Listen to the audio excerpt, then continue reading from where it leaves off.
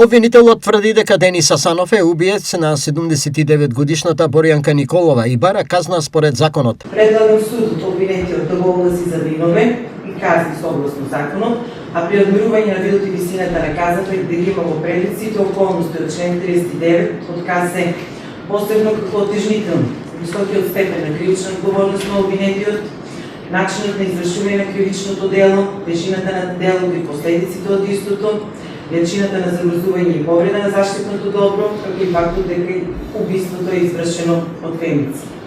Предлагам на судот мерката притвор спрема обвинетиот да биде продолжена до започнување со издржување на казната, односно до правосилноста на присудата, поради натамошно постоење на причини, согласно член 165 став 1.1 од причини што се уште постојат околности што укажуваат на опасност од бегство на обвинетиот. Од друга страна, одбраната на Асанов и тој самиот тврдат дека тој е невин и бараат ослободителна пресуда. Предлагаме на судот да донесе пресуда со која обвинетиот ќе биде ослободен од обвинението, кој му го става на товар обвинителството. Почитуван суде, во кривичната постапка не е доволно нешто да е можно или веројатно, туку е потребно да биде докажано. Во конкретниот случај, обвинението остана недокажано во своите клучни елементи. Јас не сум виновен и никогаш немам жена да убија или било што.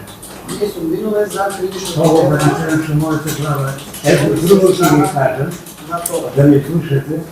Јас жените ги обожавам. Јас со жени многу имам односи.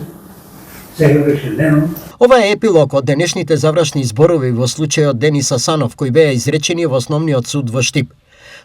Пресудата ќе е изречена на 28 овој месец. Боријанка Николова е убиена со остар предмет во куќата на Денис Асанов и лично од него.